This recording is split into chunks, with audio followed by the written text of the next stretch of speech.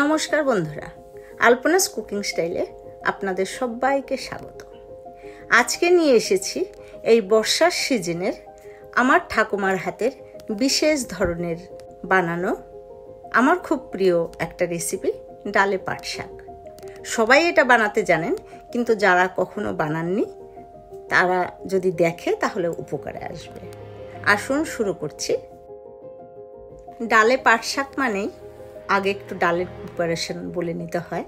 ডালটাকে সেদ্ধ করে ফুটিয়ে নিয়ে তারপরে ডালে যখন ফোড়ন দিতে হবে, তেলের মধ্যে শুকনো লঙ্কা আর জিরে দিয়ে পেঁয়াজটাকে একটু লাল লাল করে ভেজে নিতে হবে।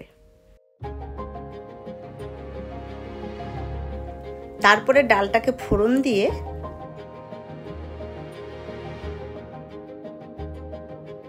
একটু ফুটে উঠলে পরিমাণ মতো রেখে আর বাকিটা তুলে নিতে হবে।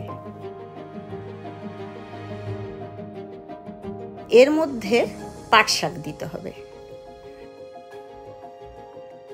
পাট শাক দিয়ে ভালোভাবে মিশিয়ে নিতে হবে। যদি মনে হয় একটু শুকনো মতন হয়ে গেছে তাহলে আরেকটু ডাল দিতে হবে, কারণ এটা যখন ফুটবে তখন কিন্তু আরও শুকিয়ে যাবে। তো এই পরিমাণ ডাল দিতে হবে যাতে পাট শাকটা ভালোভাবে ডালের মধ্যে ডুবে যায়। আর যেহেতু এর মধ্যে তেল, নুন, লঙ্কা সবই দেওয়া রয়েছে, লবণটা জাস্ট একটু টেস্ট করতে হবে। টেস্ট করে নিয়ে যদি দরকার হয়, যেহেতু এক্সট্রা শাক দেওয়া হলো, একটু লবণ দিতে হবে।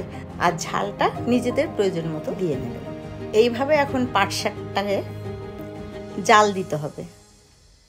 জাল দিতে দিতে যখন দেখবেন শাকটা একটু নরম হয়ে গেছে আর মুখে দিয়ে দেখবেন যেন কাঁচা গন্ধটা চলে যায়, ততক্ষণ পর্যন্ত কিন্তু শাকটাকে জাল দিতে হবে।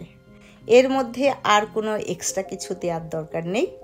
আর ভালোভাবে শাকটাকে এইভাবে কাঠি দিয়ে ঘুটে নিতে হবে।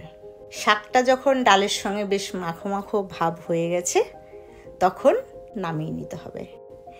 সব থেকে ডালে পাট শাকের এটা শর্টকাট প্রসেস। আপনারা যদি কখনো না বানিয়ে থাকেন, বানিয়ে খাবেন, আশা করি ভালো লাগবে। আবার আসবো অন্য কোনো নতুন রেসিপি নিয়ে। সবাই খুব ভালো থাকবেন। বাই।